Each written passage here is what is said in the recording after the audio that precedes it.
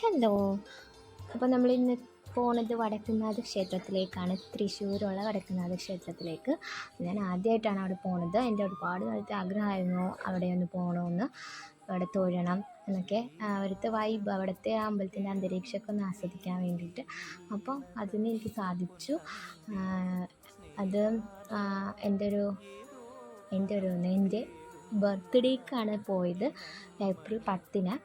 അപ്പോൾ ഒരിക്കലും ഞാൻ മറക്കില്ല ഞാൻ പോയ ദിവസം. അടിപൊളി ഒരു ആംബിയൻസ് ആയിരുന്നു കേട്ടോ അവിടെ. എന്നിട്ട് നമ്മൾ അവിടെയൊക്കെ കുറച്ച് നേരം ഇരുന്നു. അമ്പലത്തിൻ്റെ അകത്തും പുറത്തൊക്കെ ഇട്ട് ഒരുപാട് നേരം ഇരുന്നു. ഒരു 11:30 മണിയൊക്കെയപ്പോഴാണ് നമ്മളിങ്ങോട്ട് പോകുന്നത്.